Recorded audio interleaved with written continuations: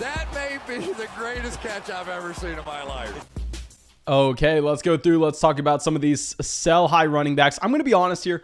Not all of these players are quote unquote sell high. Some of these players are more like, okay, we got to panic. We got to get them off our roster ASAP. But we'll go through about 7-8 players here. And of course, before we do it, we have to give away some Fantasy Flock Network hats for people supporting the channel by going down there, dropping that like, leaving a comment as well. So let's give out our first one to Rye.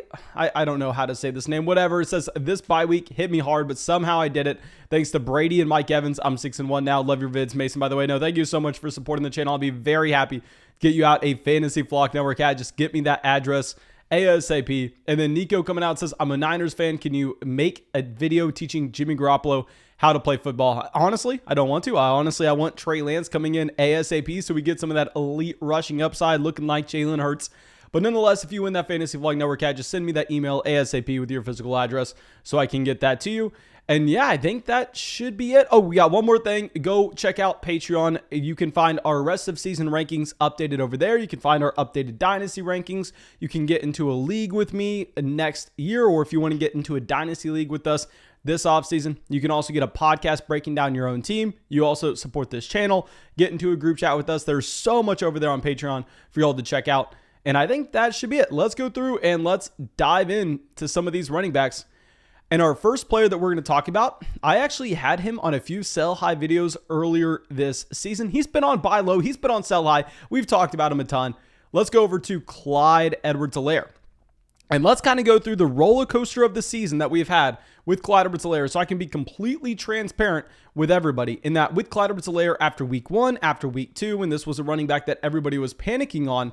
I mean, I was saying, okay, it's time to buy low. There's no way in hell he's only going to be averaging 6 fantasy points through the rest of this season, given the fact that this is someone playing in that elite level offense. He should have a small role in the receiving game. At the same time, there should be a ton of red zone opportunities in Kansas City. And a big thing is, back in week 1 and week 2, you actually saw Clyde EdwardsHelaire playing damn near every single snap and seeing every single touch out of the backfield, where Darrell Williams had a very small role. Whereas as we went through the season, once we got to weeks 3 and 4, Darrell Williams actually saw his role dramatically increase. But it was very surprising in that Clyde EdwardsHelaire started scoring more fantasy points. I mean, although Darrell Williams started to get more carries, started to get more receptions out of the backfield, Clyde EdwardsHelaire fell into the end zone a couple times. Clyde EdwardsHelaire did come away with about 20 fantasy points in each week, and we saw that usage flip. And I was going, well, maybe he was a buy low candidate at the beginning of the season, but now that he's actually scoring and he doesn't have the role that we want, let's sell him ASAP. And I just have to admit, I think that we were completely wrong at the beginning of the year to call him that buy low candidate, because a big reasoning in why we were buying him low is the fact that he was going to see damn near every single touch out of the backfield. And more importantly, this was going to be the best offense or one of the best offenses in the NFL. And up until this point, I've been willing to come out here and say, you know what? I mean, it's just been some unlucky turnover variance for the Kansas City Chiefs. You know what? They are going to be able to get right on track whenever they can limit these turnovers, which a lot of times are just, I hate to say it, random small occurrences. I mean, it's kind of like poker if you run bad. But here, I think now after we see this continued trend of the Kansas City Chiefs just nonstop, down week after down week after down week, we have to completely change how we are viewing this offense. And I discussed this in our top 10 lessons learned video yesterday, but still, I think it's something that we need to discuss. And that with the Kansas City Chiefs, I am not going to be drastically lowering our expectations for Patrick Mahomes, Travis Kelce, or Tyreek Hill, because we know the level of players that they are, regardless of what this offense looks like.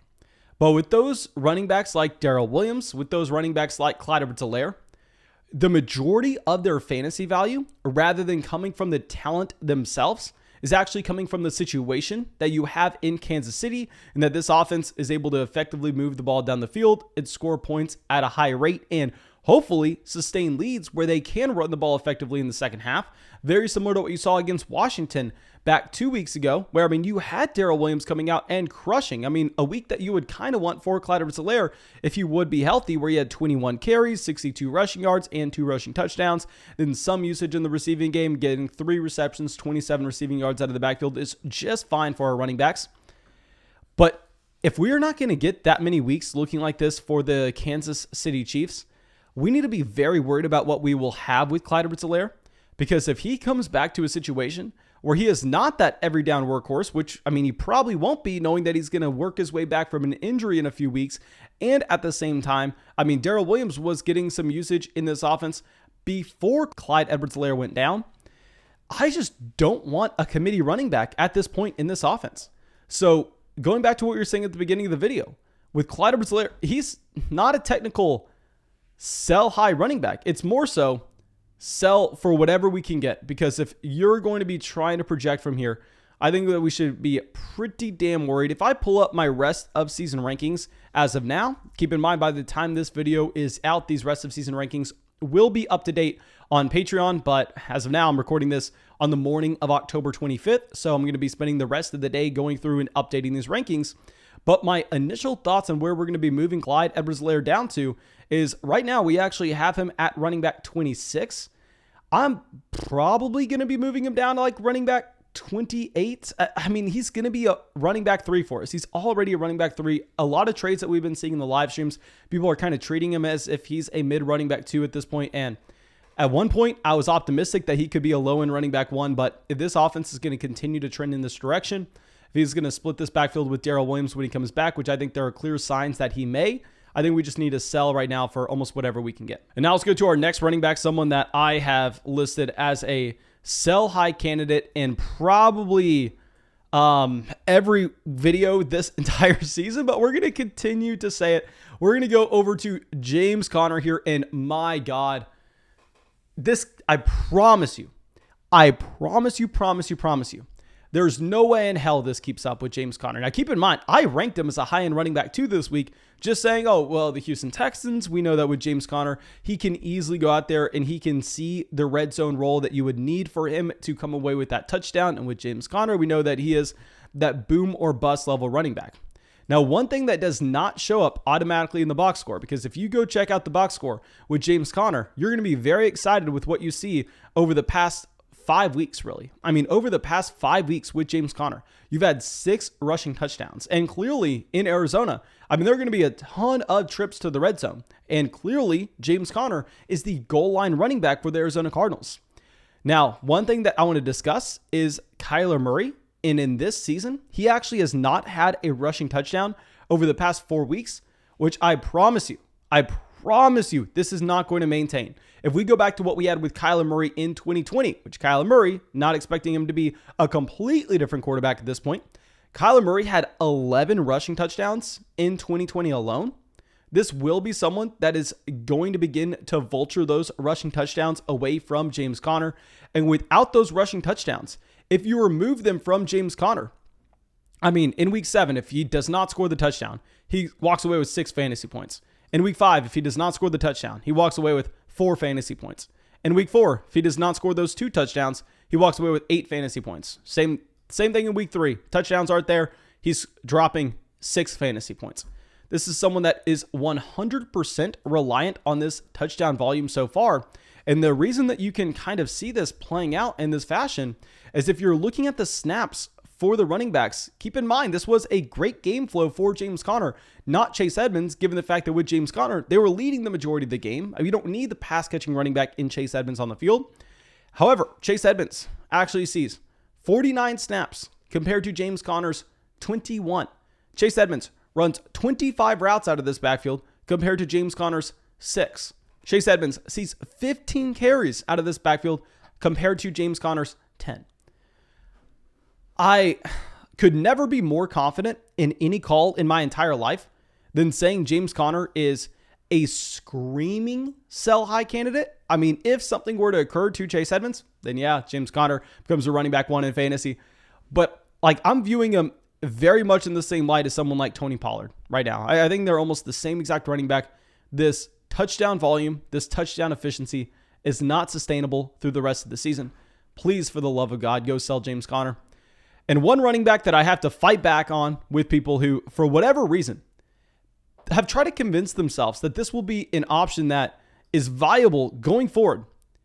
Diontae Johnson Now, you're not getting much at all for D'Ernest Johnson. I mean, I'm saying right now, if you can sell D'Ernest Johnson for a bag of peanuts, I mean, go get them, especially if they're Planters peanuts, like the name brand. You need the bag of peanuts over D'Ernest Johnson. Don't want to say I would rather have a roster spot than D'Ernest Johnson, but Johnson will not be a running back that you can plan on starting anytime soon. Literally, the only scenario that D'Ernest Johnson will be startable for the Cleveland Browns is if you get no Nick Chubb and no Kareem Hunt. Nick Chubb most likely coming back this week, right?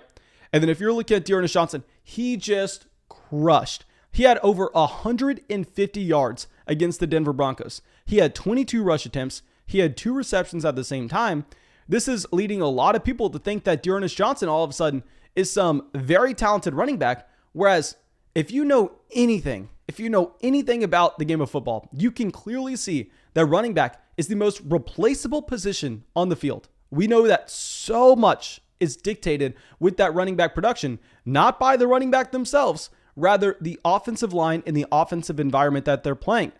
Now, with D'Ernest Johnson, lucky for him, he stepped into a role where he was playing behind the best offensive line in football. I am telling you right now, he is nothing close to Kareem Hunt. We've had some people trying to say out in the live streams that Nick Chubb and D'Ernest Johnson are now going to be that same split that you saw from Nick Chubb and Kareem Hunt. Kareem Hunt is a running back that has led the NFL in rushing before. D'Ernest Johnson is a 25-year-old undrafted running back out of South Florida that we have not had anything from his entire NFL career until week 7 this season. Please do not buy into this. I would sell him for the most marginal of upgrades anywhere else. He's nothing. Please don't buy into it. Now, our next running back is going to be someone that's worth a little bit more here, and we ranked him as a running back 1 this week. And he had a great matchup, which is why we ranked him there.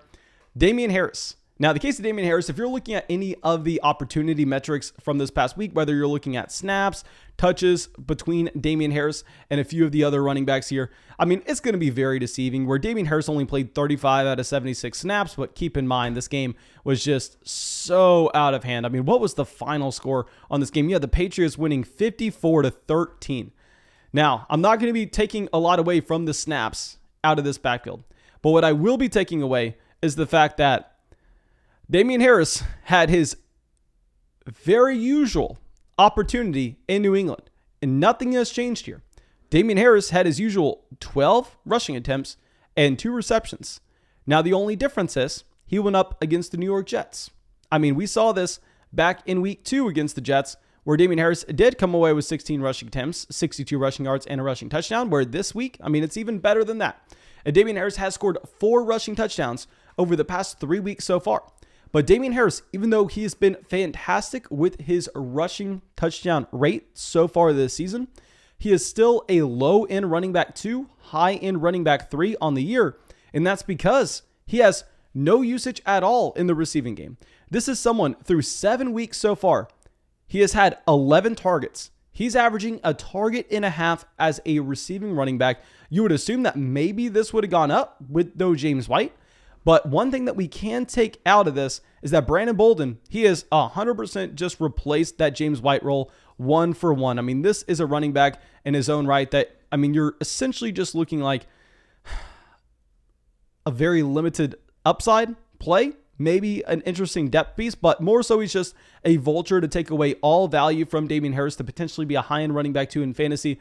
And that you've seen Brandon Bolden over the past, I believe, 5 weeks now, actually average damn near 5 targets a game. He's taken everything in the receiving game here. Ramondre Stevenson, possibly not going to be a factor this season. Of course, we can go through and just remind everybody that we had Ramondre Stevenson not injured this week. He was healthy and active. So I know a lot of people here want to get excited about Damien Harris based on the blowout performance in a very nice matchup. But Bolden clearly has that James White role, and nothing has changed in New England. Now, our next running back will be someone that I'm expecting to continue to just lower further and further down your fantasy football rankings. Let's go over to Melvin Gordon. Okay, so with Melvin Gordon, what did we say coming into the season when we were drafting Javonte Williams over Melvin Gordon? And every single time someone came out, said, Mason, you idiot, Melvin Gordon's the starting running back. Mason, you idiot, why would you ever draft Javonte Williams in the 6th round when you can get Melvin Gordon in the 8th? It's because with Melvin Gordon here, while he may have been the starting running back for the first half of the season, we always knew by the time you get to the second half of the year that Javonte Williams will be the running back that is taking over this Denver Broncos backfield. Very similar to what we saw with Miles Sanders back in 2019. Very similar to what we saw with Jonathan Taylor back in 2020. Both running backs that were drafted at the top half of the second round that as rookies didn't necessarily have the exact role you were wanting in the first half of the season, but they were able to expand their roles to being that lead bell cow level running back, pushing out the incumbent running back in that situation by the time we got to the second half. You clearly see that Javonte Williams is trending in the direct correction. I mean, if we're going to go through, let's break up the season piece by piece. Let's look at the first month of the season with the production that you've had from Melvin Gordon and Javonte Williams on a per game basis. So Melvin Gordon through the first month of the season was actually averaging 13.3 fantasy points per game, whereas with Javonte Williams, he was actually down there at 9 fantasy points per game. Okay, so clearly Melvin Gordon was the running back that you were wanting in that scenario. However, over the past 3 weeks, you've definitely seen this swap where Melvin Gordon in those 3 weeks has fallen down to be the running back 31 in fantasy, whereas Javonte Williams, I mean, this is kind of like calculus. I mean, you're going through and seeing the derivatives change here. Javonte Williams up at running back 20 as a mid running back 2. So you're just seeing Melvin Gordon,